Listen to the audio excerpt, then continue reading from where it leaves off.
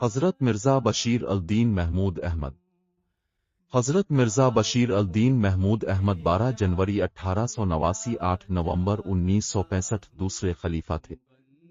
خلف المسیح الثانی دنیا بھر کی احمدیہ مسلم کمیونٹی کے رہنما اور حضرت مرزا غلام احمد کے سب سے بڑے بیٹے اور ان کی دوسری بیوی نصرت جہاں بیگم سے تھے۔ وہ حضرت مرزا غلام احمد کے دوسرے جانشین کے طور پر 14 مارچ 1914 کو 25 سال کی عمر میں اپنے پیشرو حضرت حکیم نور الدین کی وفات کے اگلے دن منتخب ہوئے۔ دوسرے خلیفہ کے طور پر حضرت مرزا بشیر الدین محمود احمد کے انتخاب نے تحریک کے اندر ایک علیحدگی دیکھی، جس میں ایک جماعت نے جانشینی اور دینیات پر بعض اختلافات کی وجہ سے ان سے بیعت کرنے سے گریز کیا، اور ممکنہ طور پر شخصیات کے تصادم کی وجہ سے انہوں نے نصف صدی سے زائد عرصے تک احمدیہ مسلم کمیونٹی کی قیادت کی اور جماعت کے تقریباً پورے تنظیمی ڈھانچے بشمول 5 معاون تنظیموں کو قائم کرنے، اس کی انتظامیہ میں بہتری، باضابطہ طور پر مجلس شورا مشاورتی کونسل کے قیام، مضبوطی اور استحکام کے لیے جانا جاتا ہے۔ کمیونٹی کے مالیاتی عطیات کے نظام کو باقاعدہ بنانا اور برصغیر پاک و ہند سے باہر وسیع مشنری سرگرمیوں کی ہدایت کرنا۔ وہ اپنی تفسیر کبیر کے لیے بھی جانے جاتے ہیں، جو قرآن کی 10 جلدوں پر مشتمل تفسیر ہے۔ ایک معروف خطیب، حضرت مرزا بشیر الدین محمود احمد خاص طور پر آزادی سے قبل ہندوستان میں ایک سرگرم سیاسی شخصیت بھی تھے۔ وہ کشمیری مسلمانوں کے شہری حقوق کے قیام کے لیے قائم کی گئی۔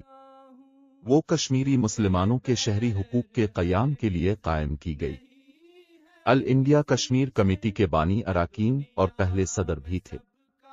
1947 میں تقسیم ہند اور پاکستان کے قیام کے بعد اس نے قادیان سے نئی ریاست میں احمدیوں کی محفوظ ہجرت کی احتیاط سے نگرانی کی۔ بلاخر 1948 میں کمیونٹی کی طرف سے خریدی گئی بنجر اور پہاڑی زمین کے ایک حصے پر ایک قصبہ تعمیر کیا جو اب بن گیا ہے۔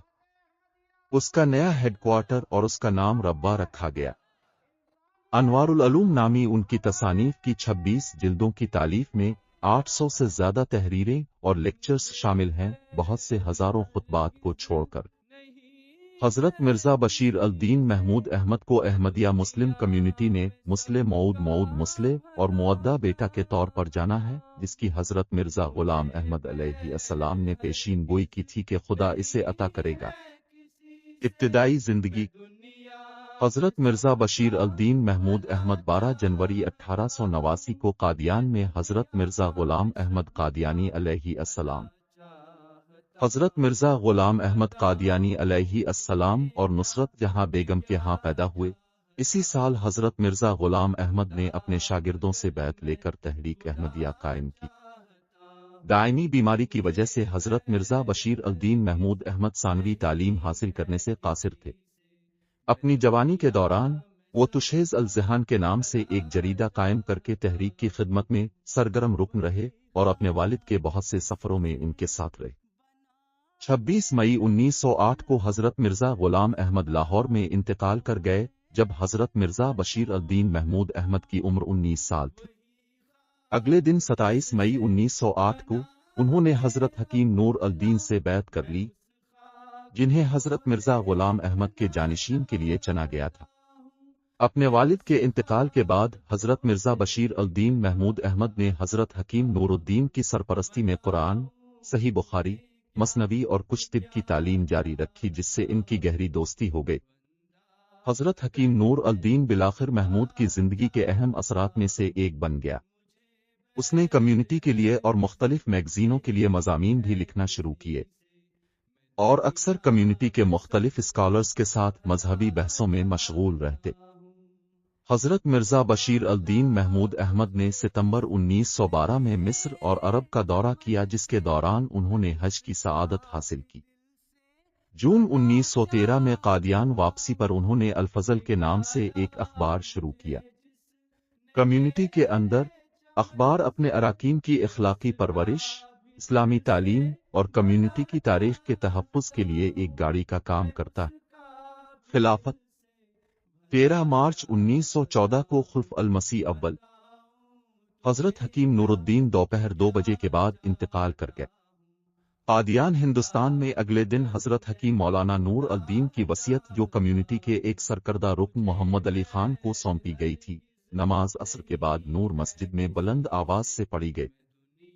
حضرت حکیم مولانا نور الدین کی وصیت کو مشکل سے پڑھنے کے بعد کمیونٹی کے ارکان نے محسوس کیا کہ حضرت مرزا بشیر الدین محمود احمد وصیت میں بیان کردہ جانشین کے معیار پر سب سے بہتر پورا اترتے ہیں، اور حضرت مرزا بشیر الدین محمود احمد سے ان کی بیعت کو قبول کرنے کا مطالبہ کرنے لگے۔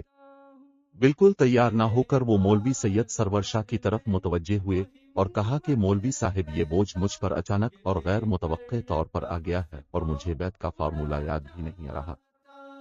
کیا آپ مہربانی فرما کر مجھے اس کی ہدایت فرمائیں گے؟ انہوں نے سید سرور شاہ کے بعد الفاظ دہراتے ہوئے حاضرین کی بیعت لی۔ حلف اٹھانے کے بعد انہوں نے خاموشی سے دعا کی اور مختصر تقریر کی۔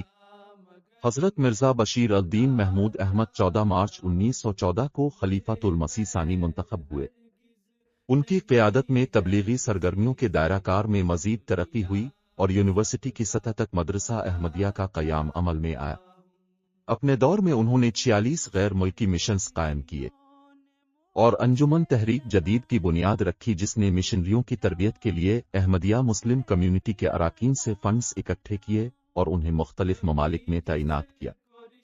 حضرت مرزا بشیر الدین محمود احمد نے زیادہ تر جگہوں پر مساجد بھی بنوائی تھیں جہاں مشن قائم کیے گئے تھے۔ مختلف زبانوں میں رسائل و جرائد کی اشاعت بھی شروع کی گئی۔ انہوں نے انگریزی بولنے والی قوموں کے فائدے کے لیے ایک مفصل تفسیر کے ساتھ انگریزی میں قرآن کا ترجمہ بھی شروع کیا۔ تقسیم لاہور احمدیہ تحریک 1914 میں حضرت حکیم نور الدین کی وفات کے فوراً بعد حضرت مرزا بشیر الدین محمود احمد اور دیگر اہم احمدی شخصیات کے درمیان پہلے سے موجود نظریاتی اور انتظامی اختلافات سر پر آ گئے۔ نتیجے کے طور پر مولانا محمد علی کی قیادت میں ایک دھڑے نے ان کی جانشینی کی مخالفت کی اور ان سے بیعت کرنے سے گریز کیا۔ بالآخر قادیان چھوڑ کر لاہور منتقل ہو گیا، جس کی وجہ سے ایک حقیقی علیحدگی اور لاہور احمدیہ تحریک کی تشکیل ہوئی۔ اگرچہ اختلاف کرنے والوں اور حضرت مرزا بشیر الدین محمود احمد کے درمیان شخصیات کے تصادم کو مؤخر الذکر کے رشتہ دار نوجوان، ناتجربہ کار اور ناقص تعلیمی پس منظر کی وجہ سے پیش کیا گیا ہے، محمد علی اور ان کے ساتھ ان کے حامیوں کے اختلافات بنیادی طور پر حضرت مرزا غلام احمد کی نبوت کی نوعیت اور اس کے نتیجے میں حیثیت پر مرکوز تھے۔ مسلمانوں میں سے جنہوں نے اسے قبول نہیں کیا نیز تحریک کے اندر قیادت کو جو شکل اختیار کرنی چاہیے، یعنی خلیفہ اور انجمن ایگزیکٹو کونسل کا رشتہ دار اختیار، نبوت پر احمدی عالمگیر طور پر اس عقیدے پر متفق ہیں کہ حضرت مرزا غلام احمد مہدی اور مسیح دونوں ہی تھے، جن کی پیش گوئی محمد صلی اللہ علیہ وسلم نے آخری وقت میں ظاہر ہونے کے لیے کی تھی، اور یہ کہ ان کی پیغمبرانہ خصوصیات محمد صلی اللہ علیہ وسلم کے پیغمبرانہ مشن سے نہ تو آزاد تھیں اور نہ ہی الگ تھی۔ تاہم محمد علی کا خیال تھا کہ حضرت مرزا غلام احمد نے اپنے حوالے سے جس قسم کی پیش گوئی کی ہے، اس نے انہیں تکنیکی معنوں میں نبی نہیں بنایا، جیسا کہ اسلامی اصطلاحات میں استعمال کیا جاتا ہے، اس سے بڑھ کر کچھ بھی نہیں ہے، اور یہ کہ حضرت مرزا غلام احمد سے پہلے کے اسلامی صوفیہ اسی طرح اسلام کے اندر اور محمد صلی اللہ علیہ وسلم کے سلسلے میں نبوت کے تجربات بیان کیے تھے۔ اس کے مطابق اکثریتی اسلامی عقیدہ کے برعکس جو عیسیٰ علیہ السلام کی جسمانی واپسی کی توقع رکھتا ہے، لاہور احمدیہ مکمل طور پر ختم نبوت کا اثبات کرتے ہیں اور یقین رکھتے ہیں کہ محمد صلی اللہ علیہ وسلم کے بعد کوئی نبی ظاہر نہیں ہو، کوئی نبی ظاہر نہیں ہو سکتا، نہ عیسیٰ جیسا ماضی، نہ کوئی نیا۔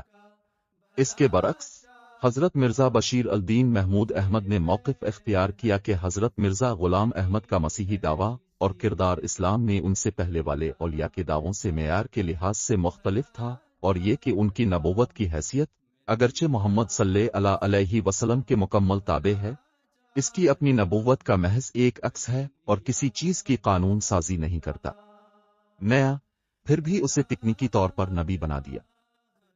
قطع نظر اس کے نبوت کی قسم اور اس کے اہل ہونے کے لیے جو صفتیں شامل کی گئی ہیں، اس کے مطابق احمدیہ مسلم کمیونٹی کا خیال ہے کہ محمد صلی اللہ علیہ وسلم کی کامل اطاعت اور عقیدت میں خودکشی کے نتیجے میں تحفے میں دی گئی پیش گوئی مذہبی طور پر ان کے بعد ممکن ہے۔ اگرچہ یہ حضرت مرزا غلام احمد میں صرف ایک ایسی ہی وعدہ شدہ اختتامی شخصیت کی آمد کی تصدیق کرتا ہے جو صفائی پیش گوئیوں کے مطابق ظاہر ہوا تھا۔ اس طرح کی پیش گوئی کی حیثیت اگرچہ خود مختار نہیں ہے، تاہم تکنیکی طور پر نبوت کے طور پر درجہ بندی کی جاتی ہے، جیسا کہ اس میں ایک فرد شامل ہے جسے پوشیدہ کا علم دیا جاتا ہے، مستقبل کے واقعات کی پیشن گوئی کرتا ہے اور اللہ کی طرف سے نبی کہا جاتا ہے۔